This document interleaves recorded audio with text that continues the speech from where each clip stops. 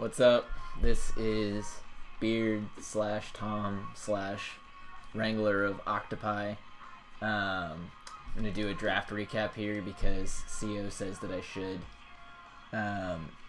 So I've got 11 Pokemon here. This is my first draft ever, and despite everybody being kind of huge buttholes to me, I think it went pretty good.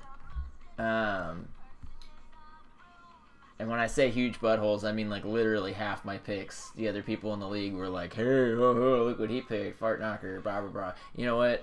That's fine because I live in America and they all have funny accents. So really, who's the winner in this one? Me, obviously. So I guess I can go through the through them one by one and kind of talk about what I was trying to do. So the first thing would be my friend Porygon Z here, who I franchise picked because I'm a new coach in the league, which means that I had the option to franchise pick anything that was not drafted in Season 1, this being Season 2 now. And so I was like looking through all the things that are franchisable, if that's a word, and I thought about, I immediately latched onto Blaziken. It's a low-tier Pokemon, has an amazing ability in Speed Boost. It just absolutely tears shit apart. It's banned. I didn't know that. And I was like, it's banned. I can't use it. I mean, it's not banned, air quotes. It's banned in the sense that you're not allowed to use Speed Boost with it. But you can use Blaze, which who freaking cares about Blaze? So I was like, damn, alright. I'm going to figure out another thing to franchise that'll be cool. And I saw that nobody picked Greninja. And I was like, awesome, because Protean is one of the coolest abilities in the game. It's banned. Not the whole Pokemon again, just the ability. So I'm like fucking ticked off. I really wanted to get something versatile that's not going to cripple my team. To have it, you can build around it. And I realized what's more versatile and build aroundable than normal type. So I pick up Porygon Z, who has 3 kick-ass abilities in adaptability, which means that its stab bonus, its same type attack bonus for normal attacks, goes from 1.5 additional damage to 2. So Tri-Attack just becomes a freaking monstrous amount of damage. Download is its second ability, which what that does is basically Porygon enters the match and immediately either its attack or special attack goes up 1 stage depending on which thing the opponent has lower. So good and bad. Good if you have moves that work with whichever thing you happen to get a stage up in, but you got to prepare for that. And then the last one is Analytic, which is cool if you want to build a more tanky Porygon Z, which sometimes I do. What Analytic does is you basically get a straight 1.3 times damage boost across the board to anything as long as you move slower than after your opponent. If you move second, you do more damage. It's cool. So I had Porygon, which actually did end up kind of dictating what my first pick ended up being because I knew that I needed something that was ghost type to kind of protect Porygon from the dangers of fighting Pokemon. Especially since I knew that I'm in a league with the vastly inferior, if you can read the video screen back there, Super Nerd. He's in my division, and he had his eyes set on Mega Medicham from the beginning, which he did end up drafting. So I knew I was going to want some fighting pivot, no matter what, but especially to protect my Porygon Z. So first pick in the draft, and it seemed to me that people thought it was a little bit of a surprise, but I took, it was the 14th overall pick, I took Alolan Marowak, which is a new Gen 7 Pokemon. And I love this thing. Well, okay, I shouldn't say that I love it. I love that I have it. I picked it specifically because I hated playing against it in the test season. It absolutely wrecked me, and it was a headache to prepare for every week. So I had to have it. And it balances really well with Porygon Z because it's immune to fighting, and it also has the benefit of having for one thing, it starts a fire, water, grass core because it's a fire type, which I really wanted to do. You know, two birds with one stone. I get the protection for Porygon Z, and I get to start a fire, water, grass core. So I was like, heck to the yeah. So then I end up taking the other thing that's really great about Alolan Marowak, which is why, same thing with Porygon Z, it has 2 really fantastic abilities. So I knew that I wanted to have it for that reason as well. So its first ability is Lightning Rod. See, I'm not even counting Cursed Body. I don't really care about that ability. I can't see myself ever really using it. Unless you're playing against me, in which case, prepare for Cursed Body, bitches, because it's coming. Yeah. Anyway, Lightning Rod is awesome, because Lightning Rod basically gives an immunity to lightning, and you get you get a stage up in special attack as soon as you're hit by a lightning attack. So that's great. It makes it immune to lightning, gives me a great switch in for anything that's weak to lightning that I might have on my team, which I did end up later on picking. So we'll talk about that when I get there. But it gives me a great switch into lightning. And then Rockhead is an awesome ability that makes it so that Marowak doesn't take any damage from recoil. So specifically the reason why that's fantastic is because of Flare Blitz. You get this ridiculously powerful fire attack without any of the repercussions. So the other thing that I think is worth mentioning with Marowak is that this dude, or chick, whatever, I know in the original game it's always a girl, but it could be a guy or a girl. Anyway, Marowak, one of the other things that's fantastic about it is it has a unique item called Thick Club that gives you basically the ability Huge Power, like, for free. You get Thick Club and you do 2 times attack, which is amazing. So this thing can be built fully defensive, and you still get to take its amazing base attack and double it. And so it really gives you a lot of flexibility to build awesome sets. There's just really hard to prepare for this thing. You don't know if it's going to be lightning immune, if it's going to be running Flare Blitz with Rockhead, if it's going to have a Thick Club. It's just, there's a million things you can do with it. So then I was kind of near the bottom of the wheel, so there's like 4 picks in between my first and second. Comes back to me, and I'm like, at this point, it's 2004. I'm the Packers. I have Brett Favre on my team already.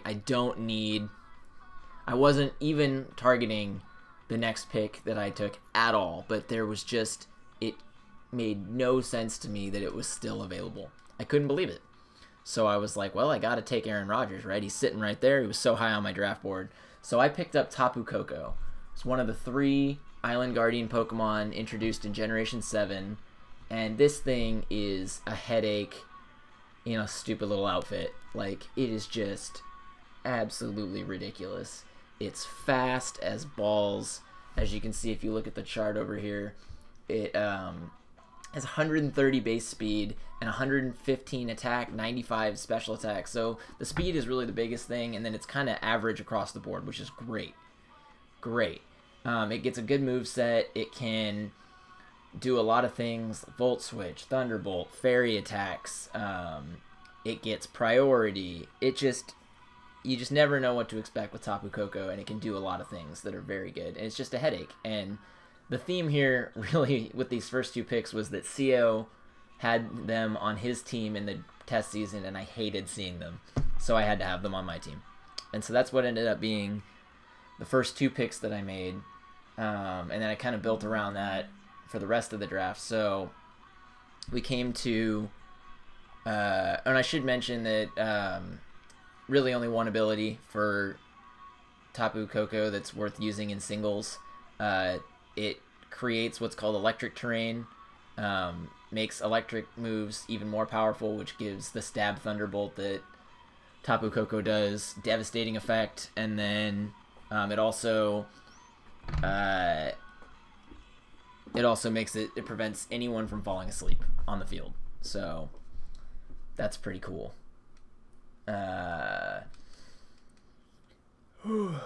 So after Tapu Koko, there was a huge gap in my picks. It went because I'm a wheel pick, which means, you know, the bottom it goes 1 through 16, 16 through 1.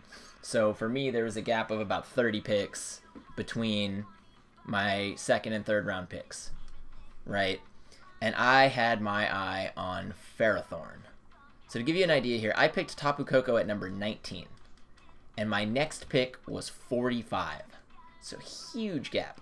And I had, or sorry, it was 46. And I had my eye on Ferrothorn.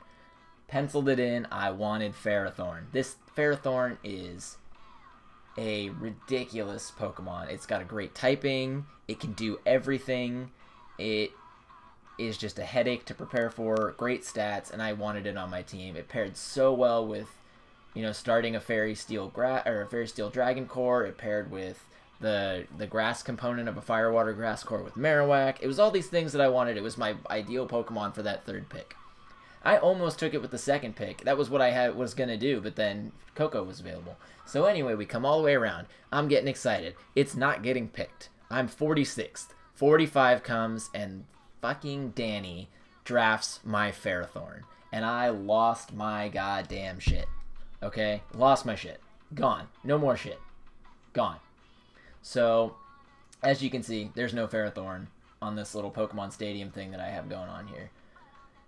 So, at this point in the draft, I had no idea what to do. And I actually kind of tested the patience of the other people in the draft at this point because I didn't know what to do. I hadn't prepared anything other than Ferrothorn to pick. And I literally sat there for 4 minutes just like looking at different ground types because I knew I needed something to...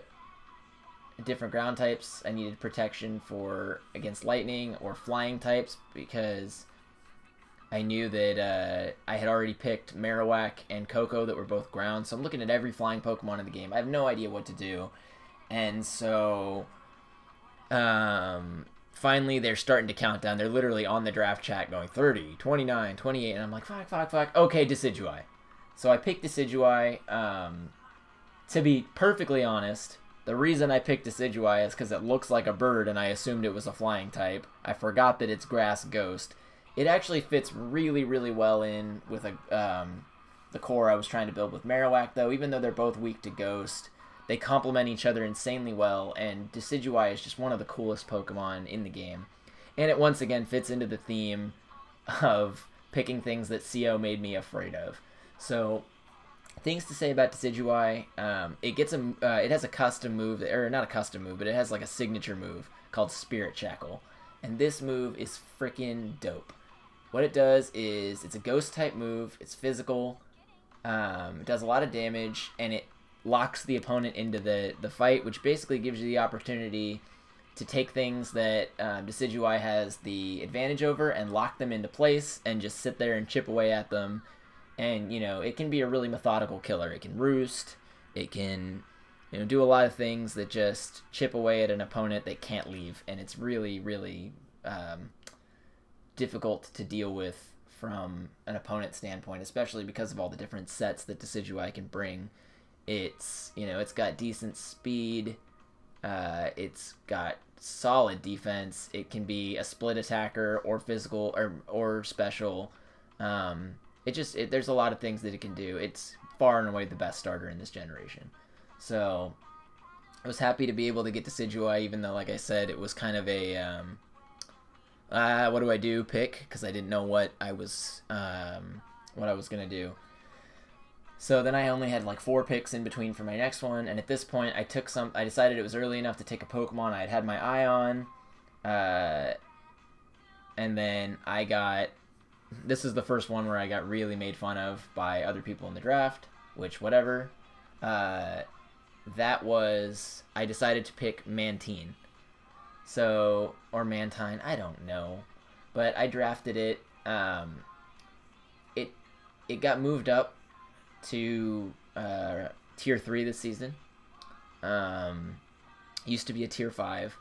Because it got Roost, which I think really opens up its abilities as a utility Pokemon. It just does a lot of things. It can defog, it can roost, it can really just sit there and set things up for the rest of your team, and you just don't know what it's going to bring in terms of a moveset week to week. It does get Water Absorb, which is cool, gives it a water immunity. The biggest problems with Mantine, Teeny Dean Dean Dean. I'm going to call it Steve Irwin from here on out. The biggest problems with Steve Irwin are that it's quad weak to lightning. So at this point, as soon as I drafted it, I knew I was going to be looking for a ground Pokemon to neutralize that. And I do also have a Alolan Marowak, which, like I said, gets Lightning Rod, which is a lightning immunity. The other problem was actually brought to my attention during the draft, because I didn't know this. I picked Steve Irwin, and then one of the other members of the draft said, "Crikey, you know that Freeze Dry, which is an ice move, that if you don't know what Freeze Dry does is it's a regular ice move, but it's super effective against water types." Well, apparently, for some reason, and I had to look this up because it makes no freaking sense. The way that this move is calculated is it's an ice attack, and also if you're water, it's super effective. So because ice is super effective against flying, it gets a 2 times against Mantine. And then because Mantine is also water, it gets another 2 times. So that specific move is 4 times effective against Mantine, which is ridiculous. So I have to be prepared for things that might bring Freeze Dry against Mantine. Other than that, it gets Swift Swim, although I don't really ever see myself setting up Rain Dance for that, unless you're playing against me, in which case I'm bringing it every week. Prepare for it. So then I had another, 35 or whatever picks between mine, which is part of the reason why I took Steve Irwin when I did, because I knew I was going to have a huge gap, and I wanted to make sure that I got it, because I really liked it, and I guess I didn't really think that one through, but whatever, it's my first draft. So then round 5 comes around, like 65 picks go by, and I had something in mind, once again, kind of fill that same gap that Ferrothorn was supposed to fill. I wanted a defensive Pokemon that just does it all. And luckily this time, it actually fell to me. So we got like 35 picks go by, and I picked up Fortress, which is that ball with eyes that's kind of hanging out behind Tapu Koko over there. Fortress is just a great Pokemon. It really does do everything. I mean, I can't even explain. Like, let's just go over. I'm gonna open up the Pokemon Showdown right now, and I'm just gonna list off some of the things that Fortress can do. All right, so it can run Autonomize. It can run Rock Polish, which is 2 different speed times 2 moves. Probably never going to happen, but it exists. It can do Volt Switch. It can run Toxic Spike, Stealth Rocks, Spikes. It gets Rapid Spin, Reflect, Light Screen. And then not to mention, it's got a pretty solid physical attack set in Explosion, Earthquake, Heavy Slam, Gyro Ball, Rock Slide. There's just a million billion things that Fortress does really well. Okay? And that's just the moveset. Then you include the fact that it gets Sturdy and Overcoat, which are both extremely viable, good abilities that can do things, in any set, it's useful to have those. Then finally, there's the biggest thing about Fortress that makes it awesome is that it has that Bug Steel typing. Same thing as Scizor. Bug Steel is awesome. Its only weakness at all is a 4 times weakness to fire. That is it. Everything else, it's not weak. It's not weak to, and it resists like 10 different things. So it's great. So I took Fortress right there. I would have obviously liked it if I had been able to get Ferrothorn instead, but I was really happy that that fell to me, and I was able to pick up Fortress to fill that gap.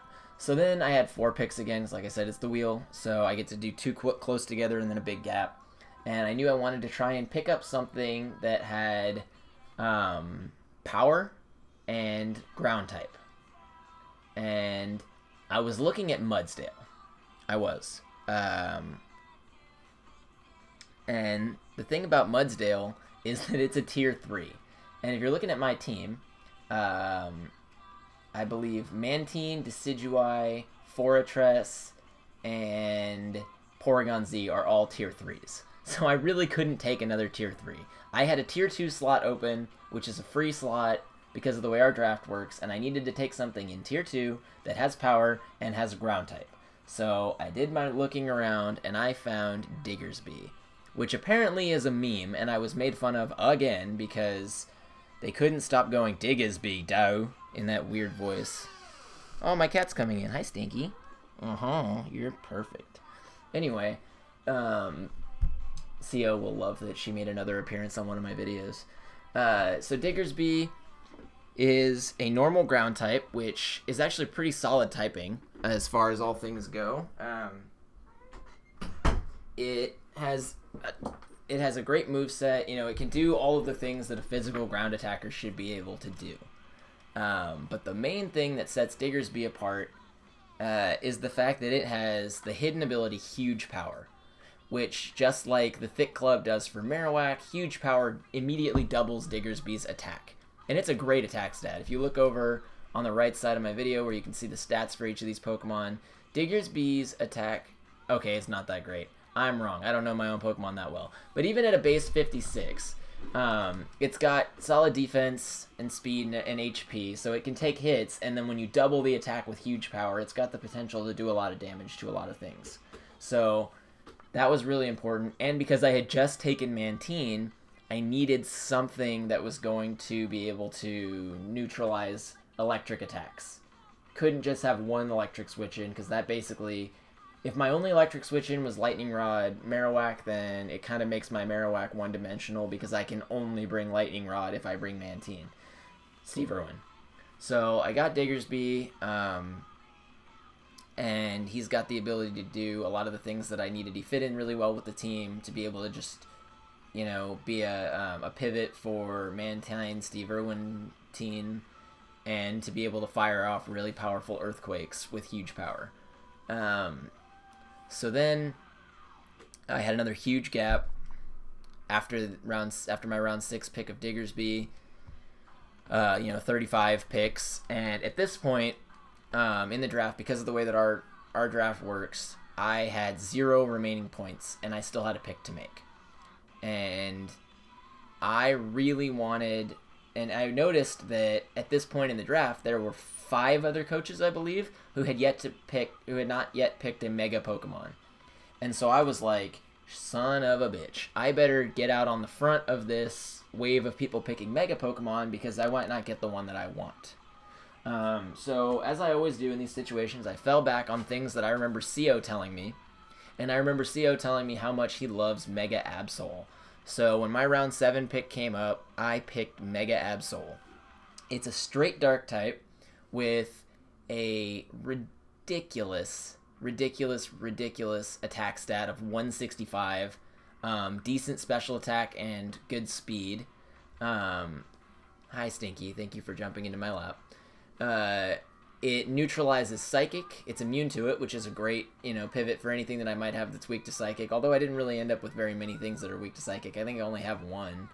But Mega Absol is a dark type. It has an awesome ability in Magic Bounce that basically sends back utility moves and stuff that are sent towards me. Or like status effect moves, they get sent back, which is great. It also, with that 165 base attack, its knockoff is one of the nastiest moves in the entire game. It hits like a goddamn truck to anyone. Especially because it's got a stab bonus and that 165 base attack. You do not want to get knocked off by Mega Absol, period. So then I had another wheel pick right there, 4 picks later. And at this point, I fell back on kind of what I knew from the test season, and I said, I'm going to pick a Pokemon that I've used before, I'm familiar with, because at this point, just looking at my team, things I've never used before that I had already drafted to this point. Marowak, Koko, Forretress, Diggersby, Porygon Z, Steve Irwin, Decidueye. Okay, so all of them. I had drafted Pokemon that I have never, ever used before. So I was like, I want to have something on my team that I am familiar with. So I drafted a Pokemon that I used in the test season that has a ton of utility and is a tier 4, so it filled in a free slot for me. I drafted Serena. Serena is a straight grass type. She has decent speed, great defense, and she hits really hard for being a tier 4. She gets Synthesis, which is great. It's a healing ability that's weather dependent. She gets Aromatherapy, which is just like Heal Bell. It heals status effects on all of the team members. She gets a lot of good attack abilities like Trope Kick, High Jump Kick. She's a Rapid Spinner, which adds a 3rd hazard remover to my team. So I was really happy to be able to pick up Serena here. I was always a bigger proponent of her than other people, so it didn't really surprise me that I was the one that ended up getting her. But it was great to be able to just pick up a Pokemon that can do a lot of things for my team very late in the draft that I knew I've personally had experience getting a lot of work out of. So I picked up Serena, and then I had another huge gap between round 8 and round 9. Now at this point, I only had 2 picks left, and because round 11 is automatically filled in by your franchise pick, which was Porygon Z, which we already talked about. So, and both of those picks had to be tier 5s because of the way our format is and how many points I had left. So I was kind of just using that time in between to think about stuff that I could get utility out of in tier 5. So I thought about Fione. I was looking at a lot of things that had the ability to use Eviolite. And I thought about Fione, which is the pre-evolved form of Manaphy. But I really didn't like its moveset. And it's not... It's okay. It's just not that great of a Pokemon. And I thought about Electabuzz. But I already had Tapu Koko. And I didn't really feel like picking Electivire or Electabuzz, even though they're both solid Pokemon that you can get a lot of work out of.